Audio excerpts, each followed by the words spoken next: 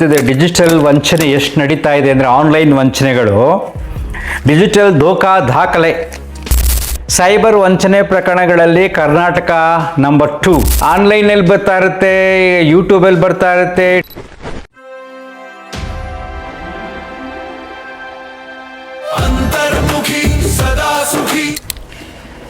ನಮಸ್ಕಾರ ಸ್ನೇಹಿತರೆ, ನಿಮಗೆ ಈಗಾಗಲೇ ತುಂಬ ಜನಕ್ಕೆ ಗೊತ್ತಿದೆ ಡಿಜಿಟಲ್ ವಂಚನೆ ಎಷ್ಟು ನಡೀತಾ ಇದೆ ಅಂದರೆ ಆನ್ಲೈನ್ ವಂಚನೆಗಳು, ಡಿಜಿಟಲ್ ದಾಖಲೆ, ಸೈಬರ್ ವಂಚನೆ ಪ್ರಕರಣಗಳಲ್ಲಿ ಕರ್ನಾಟಕ ನಂಬರ್ 2. ಒಂದೇ ವರ್ಷದಲ್ಲಿ 2,413 ಕೋಟಿ ರೂಪಾಯಿ ವಂಚನೆ ಆಗಿದೆ. ನಮ್ಮ ಸೋದರತ್ರಿಯವರು ಒಂದು ಹೇಳ್ತಾ ಇದ್ರು ರೀಸೆಂಟಾಗೆ, ಒಂದು ವಿಡಿಯೋ ಮಾಡಪ್ಪ, ನನ್ನ ತಂಗಿ ಮಗಳು 60,000 ರೂಪಾಯಿ ಕಳ್ಕೊಂಡಿದ್ದಾಳೆ. ತಿರುಪತಿ ದೇವಸ್ಥಾನಕ್ಕೆ ಏಜೆಂಟ್ ಮುಖಾಂತರ ಟಿಕೆಟ್ ಬುಕ್ ಮಾಡೋದು, ಬೇಗ ಬುಕ್ ಮಾಡಿಕೊಡ್ತೀವಿ ಅಂತ, ಆ ರೀತಿಯೂ ವಂಚನೆ ಸ್ಟಾರ್ಟ್ ಆಗಿದೆ. 60,000 ರೂಪಾಯಿ ಕಳ್ಕೊಂಡಿದ್ದಾರೆ. ಸ್ವಲ್ಪ ಮಧ್ಯೆ ಈ ವಿಡಿಯೋ ನೋಡ್ತಾ ಇದ್ದಾಗ ಹ್ಯಾಪಿ ಲೈಫಲ್ಲಿ ಅವ್ರಿಗೆ ಅವೇರ್ನೆಸ್ ಬರಲಿ ಒಂದು ವಿಡಿಯೋ ಮಾಡು ಅಂತ ಹೇಳಿದ್ರು. ಅಷ್ಟರಲ್ಲಿ ಇವತ್ತು ಡೀಟೇಲ್ಸ್ ಪೇಪರಲ್ಲಿ ಬಂದಿದೆ ನೋಡಿ. ಕಳೆದ 6 ವರ್ಷಗಳಲ್ಲಿ ದೇಶಾದ್ಯಂತ ದಾಖಲಾದ ಆನ್ಲೈನ್ ವಂಚನೆ ಪ್ರಕರಣಗಳಲ್ಲಿ ವಂಚನೆಯಾದ ಮೊತ್ತ 52,976 ಕೋಟಿ. 52,976 ಕೋಟಿ 6 ವರ್ಷಗಳಲ್ಲಿ ವಂಚನೆಯಾಗಿದೆ. ಎಷ್ಟು ಆಶ್ಚರ್ಯ ಅಂದರೆ 19,812 ಕೋಟಿ ರು ಕಳೆದ ವರ್ಷ ದೇಶದಲ್ಲಿ, ನಮ್ಮ ಭಾರತ ದೇಶದಲ್ಲಿ ಆಗಿರ್ತಕ್ಕಂಥದ್ದು 19,812 ನೋಡಿ. ಸೊ ಇಷ್ಟೆಲ್ಲ ಅವೇರ್ನೆಸ್ ಕ್ರಿಯೇಟ್ ಆಗಿದ್ರು ಕೂಡ ಆನ್ಲೈನಲ್ಲಿ ಬರ್ತಾ ಇರುತ್ತೆ, ಯೂಟ್ಯೂಬಲ್ಲಿ ಬರ್ತಾ ಇರುತ್ತೆ, ಟಿ ವಿಗಳಲ್ಲಿ ಹೇಳ್ತಾ ಇರ್ತಾರೆ, ಆದರೂ ನಾವು ಮೋಸ ಹೋಗ್ತೀವಿ. ಸೊ ಮೋಸ ಹೋಗೋಕ್ಕೆ ಬೇಸಿಕ್ ಕಾರಣಗಳೇನು ಅಂತ ಇಲ್ಲ, ತುಂಬ ಡೀಟೇಲ್ಸ್ ಇದೆ. ಎಜುಕೇಟೆಡ್ಸು, ಶಿಕ್ಷಕರು, ಟೆಕ್ಕಿಗಳು, ಮಾಜಿ ಶಾಸಕರು ಕೂಡ ಆಗಿದ್ದಾರೆ. ಯಾವ ಬೇಕಷ್ಟು ವಂಚನೆಯ ಜಾಲ ಆವರಿಸಿದ ಇಷ್ಟೊಂದು ಟೆಕ್ನಾಲಜಿ ಮುಂದುವರೆದ್ರು ಕೂಡ. ಅದಕ್ಕೆ ಸರ್ಕಾರದಿಂದಲೇ ಕೂಡ ಒಂದು ಅದ್ಭುತವಾದ ನಂಬರ್ ಕೊಟ್ಟಿದ್ದಾರೆ, 1930 1930. ಯಾವುದೇ ವಂಚನೆ ಆದಾಗ ಈ ನಂಬರ್ ಫೋನ್ ಮಾಡಿದ್ರೆ ಇಮ್ಮಿಡಿಯೇಟಾಗಿ ನಿಮ್ಮ ಡೀಟೇಲ್ಸ್ ತಗೊಂಡು ನಿಮ್ಮ ಬ್ಯಾಂಕ್ ಅಕೌಂಟ್ ಫ್ರೀಸ್ ಆಗುತ್ತೆ.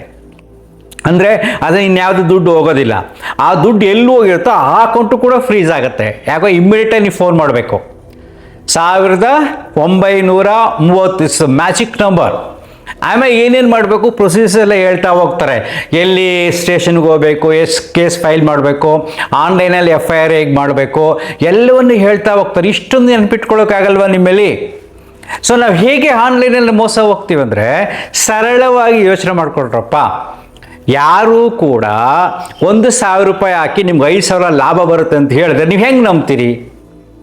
ನನ್ನ ಹತ್ರ 1,000 ತಗೊಂಡು ಅವ್ನು 5,000 ಲಾಭ ನಿಮ್ಗೆ ಕೊಡಬೇಕಾದ್ರೆ ಅವ್ನು ನನ್ನ ಹತ್ರ ಯಾಕೆ ಕೇಳಬೇಕು? ಅವನೇ 1,000 ಹಾಕೊಂಡು 5,000 ಲಾಭ ಮಾಡ್ಕೊಂಡು ಹೋಗ್ತಾ ಇರ್ಬೋದಲ್ಲ.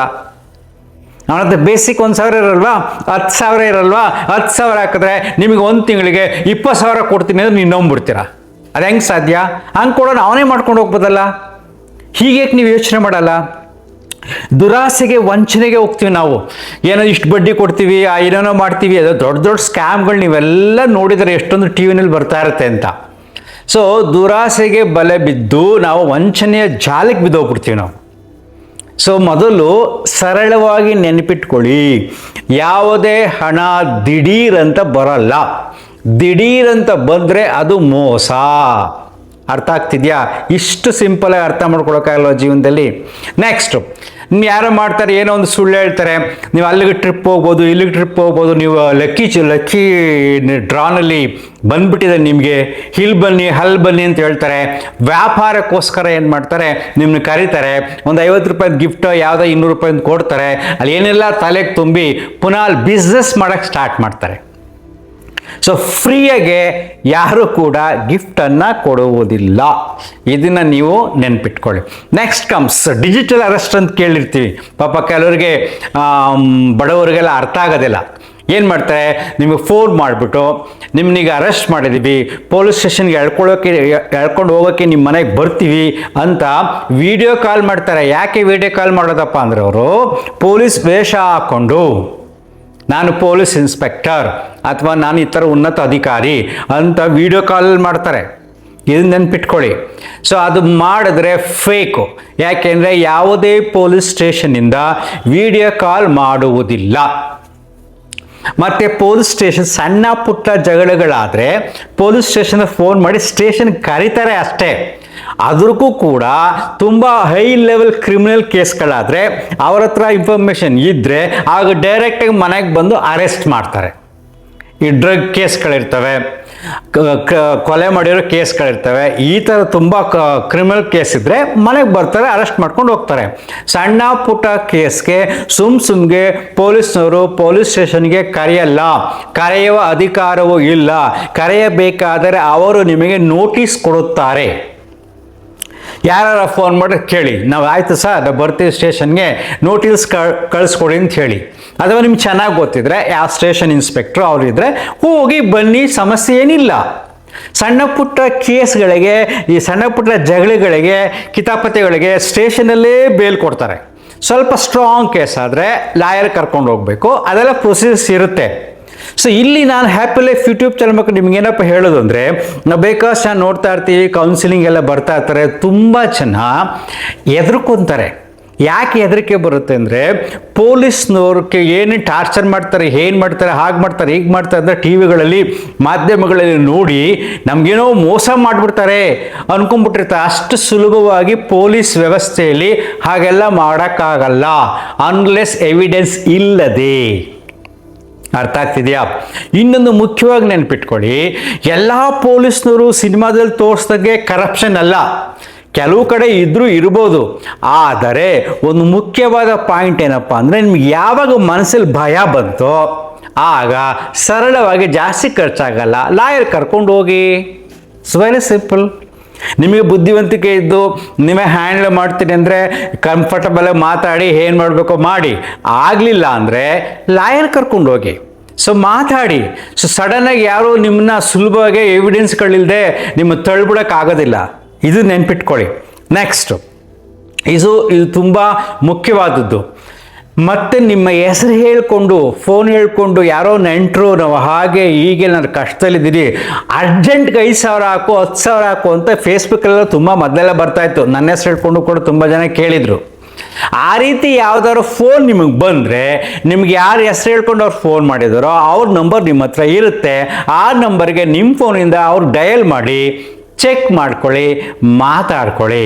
ಅರ್ಥ ಆಯ್ತಾ? ಇದನ್ನು ಉಪಯೋಗಿಸ್ಕೊಂಡು ಸರಳವಾಗಿ ಮೋಸ ಮಾಡ್ತಾರೆ. ನೆಕ್ಸ್ಟ್ ಸಿಂಪಲ್ ಮೋಸ, ಹೆಣ್ಮಕ್ಳಿಗೆ ಪಾಪ ಬಟ್ಟೆ ಬರಿ ಬಗ್ಗೆ ಆಸೆ ತೋರಿಸಿ 1,000 ರೂಪಾಯಿಗೆ 5 ಸೀರೆಗಳು ಹಾಗೆ ಹೀಗೆ ಅಂಥೇಳಿ ಆ ರೀತಿ ಮೋಸ ಮಾಡೋಕ್ಕೆ ಹೋಗ್ತಾರೆ. ಅದು ಸಾಧ್ಯವಿಲ್ಲ. ಇನ್ ಕೇಸ್ ಯಾವ್ದಾದ್ರು ಕೊಟ್ಟರೆ ಅದು ಹಳೇ ಬಟ್ಟೆಗಳು ಕೊಡ್ತಾರೆ ಅಷ್ಟೇ. ಸೊ ಅದರ ಅವಶ್ಯಕತೆ ನಿಮಗೆ ಇಲ್ಲ. ಈ ದಿಶೆಯಲ್ಲಿ ಯೋಚನೆ ಮಾಡಿ. The magic number 1930 central government number 1930. ನೀವು ಫೋನ್ ಮಾಡೋದು ಸಾಕು, ಟಕ್ ಅಂತ ರಿಸೀವ್ ಮಾಡ್ತಾರೆ. ನಿಮ್ಗೆ ಯಾವ ಲ್ಯಾಂಗ್ವೇಜ್ ಬೇಕೋ ಆ ಲ್ಯಾಂಗ್ವೇಜಲ್ಲಿ ಮಾತಾಡ್ತಾರೆ. ಅವರು ನಿಮಗೆ ಗೈಡ್ ಮಾಡ್ತಾರೆ, ಅಕೌಂಟ್ ಫ್ರೀಸ್ ಮಾಡ್ತಾರೆ. ಸುಮ್ಮನೆ ಕಳ್ಕೊಳ್ಳೋಕೆ ಹೋಗ್ಬಿಡಿ. ಎಷ್ಟೇ ಟೆಕ್ನಾಲಜಿ ಡೆವಲಪ್ ಆಗಿದ್ರು ಕೂಡ ನಮ್ಮಲ್ಲಿ ಲೂಪ್ ಹೋಲ್ಸ್ ಇರ್ತವೆ. ಬಿಕಾಸ್ ಆಫ್ ಸರ್ಕಾರದ ವ್ಯವಸ್ಥೆಗಳಿಂದ ಪರ್ಫೆಕ್ಟ್ ಕೆಲಸ ಮಾಡದಿರೋದ್ರಿಂದ ಸಮಸ್ಯೆಗಳಿರ್ತವೆ. ಅದು ನಾನು ಯಾವಾಗಲೂ ಹೇಳ್ತಾ ಇರ್ತೀನಿ, ನಮಗೆ ತುಂಬ ಡೆವಲಪ್ ಆಗಬೇಕು ಟೆಕ್ನಾಲಜಿ ಅಂತ. ಎಷ್ಟು ಸಿಂಪಲ್ ಅಂದರೆ, ಅಕೌಂಟು, ಈ ಅಕೌಂಟಿಂದ ಈ ಅಕೌಂಟ್ಗೆ ದುಡ್ಡು ಹೋಗುತ್ತೆ. ಈ ಅಕೌಂಟ್ಗೆ ಹೋಗ್ಬೇಕಾದ್ರೆ ಅಕೌಂಟ್ ಹೋಲ್ಡರ್ ಹತ್ರ ಎಲ್ಲ ಇರುತ್ತಲ್ಲ ಎವಿಡೆನ್ಸು. ನಾವೆಲ್ಲ KYC ಅಂತ ಕೇಳ್ತಿರ್ತೇವೆ, ಎಲ್ಲ ಎವಿಡೆನ್ಸ್ಗಳು ಇರುತ್ತಲ್ವ. ಅವನ ಅಡ್ರೆಸ್ ಇರುತ್ತೆ, ಫೋನ್ ನಂಬರ್ ಇರುತ್ತೆ, ಅವನ ಫೋಟೋ ಇರುತ್ತೆ, ಎಲ್ಲ ಇರುತ್ತೆ. ಹಿಡಿಯೋಕ್ಕೆ ಟೈಮ್ ಬೇಕಾ? ನಮ್ಮ ಟೆಕ್ನಾಲಜಿ ಎಷ್ಟು ಫಾಸ್ಟ್ ಇದೆಯಲ್ವಾ. ನನ್ನ ಅಕೌಂಟಿಂದ ಇವನ ಅಕೌಂಟ್ಗೆ ಹೋದರೆ ಇವನ ಅಕೌಂಟ್ ನಂಬರಲ್ಲಿ ಇರುತ್ತೆ ಟಕ್ ಅಂತ. ಆದರೂ ಕೂಡ ಯಾಕೆ ಇಷ್ಟು ವಂಚನೆ ಆಗ್ತಾ ಇದ್ರೆ, ಅಷ್ಟರಲ್ಲಿ ಅವರ ಅಕೌಂಟನ್ನು ಚೇಂಜ್ ಮಾಡ್ತಾರೆ.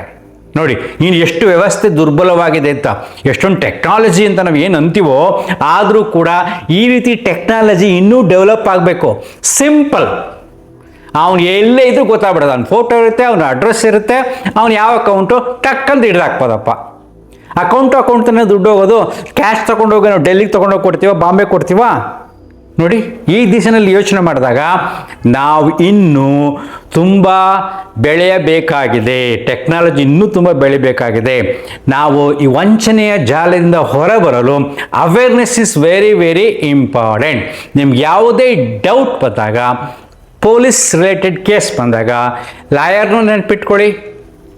ಹಣದ ವಿಚಾರ ಬಂದಾಗ ಹಣ ದಿಢೀರಂತ ಬರಲ್ಲ, ಯಾರೋ ಡಬಲ್ ತ್ರಿಬಲ್ ಮಾಡೋಕ್ಕಾಗಲ್ಲ, ಅದನ್ನು ನೆನ್ಪಿಟ್ಕೊಳ್ಳಿ. ಯಾರಿಗೂ ಗೊತ್ತಿಲ್ಲದೆ OTP ನಂಬರ್ಗಳನ್ನು ಹೇಳೋಕ್ಕೆ ಹೋಗಬೇಡಿ. ಯಾವುದೇ ಬ್ಯಾಂಕು ಕೂಡ ನಿಮ್ಮ OTP ನಂಬರ್ನ ಕೇಳೋದಿಲ್ಲ. ನೀವು ಬ್ರ್ಯಾಂಚ್ಗೆ ಹೋದಾಗ ಏನಾದರೂ ಚೇಂಜ್ ಮಾಡಬೇಕಾದ್ರೆ ಅಲ್ಲೇ ಮಾಡ್ತಾರೆ ಹೊರತು ನಿಮಗೆ ಫೋನ್ ಮಾಡಿ ನಿಮ್ಮ OTP ನಂಬರ್ನ ಕೇಳೋದಿಲ್ಲ. ಇದನ್ನು ನೆನ್ಪಿಟ್ಕೊಳ್ಳಿ. ಸಮಸ್ಯೆ ಬಂದಾಗ, ಕನ್ಫ್ಯೂಷನ್ ಆದಾಗ, ಈ ರೀತಿ ಹಣಕಾಸಿನ ವ್ಯವಹಾರದಲ್ಲಿ 1930 ಫೋನ್ ಮಾಡಿ ಎಚ್ಚರಿಕೆಯಿಂದಿರಿ. ಮೋಸಗಾರರು ತುಂಬಿದ್ದಾರೆ, ಇನ್ನೂ ಬರ್ತಾನೇ ಇರ್ತಾರೆ. ನಾವು ಆ ಲೆವೆಲ್ಗೆ ಟೆಕ್ನಾಲಜಿ ಇನ್ನೂ ಬೆಳೆದಿಲ್ಲ. ಓಕೆನಾ? Thank you. ಅಂತರ್ಮುಖಿ ಸದಾ ಸುಖಿ. ನಮಸ್ಕಾರ.